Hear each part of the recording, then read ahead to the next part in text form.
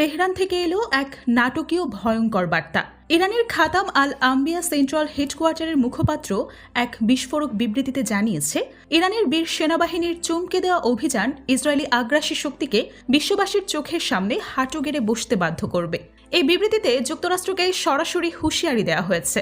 মুখপাত্র বলেন, Iran Israel সংঘাতে যুক্তরাষ্ট্রের প্রত্যক্ষ বা পরোক্ষ কোনো হস্তক্ষেপই তাদের আঞ্চলিক ঘাঁটিগুলোকে ভয়াবহ বিপদের মুখে ফেলবে।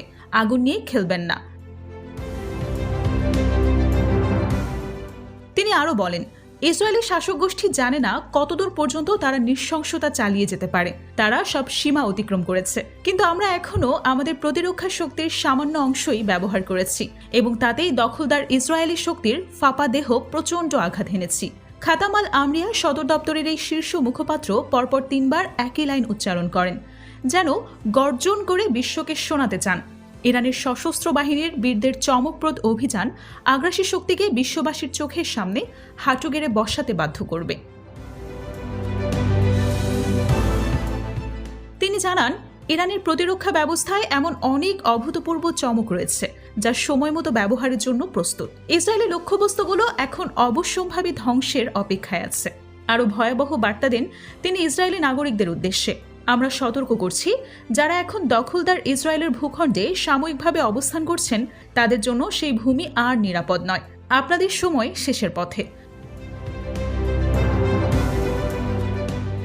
এই বিবৃতিকে ঘিরে আন্তর্জাতিক অঙ্গনে উদ্বেগ ছড়িয়ে পড়েছে।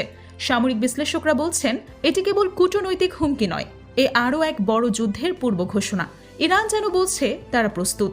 তাদের ক্ষেপণাস্ত্র স্টেশন, ড্রোন ইউনিট ও সাইবার কমান্ড রুম গর্জে উঠছে আরও ভয়ঙ্কর রূপে।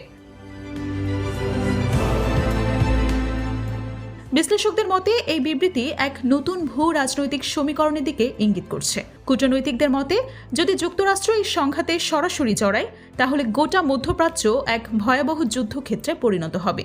এদিকে ইসরায়েল এখনও এই হুমকির সরাসরি কোনো জবাব দেয়নি, তবে তাদের নিরাপত্তা বাহিনীর মধ্যে উত্তেজনা বৃদ্ধি পেয়েছে বলে জানা গেছে। মধ্যপ্রাচ্যের আকাশ এখন যেন ঝড়ের অপেক্ষায়, কিন্তু ইরান জানিয়ে দিচ্ছে ঝড় আসছেই।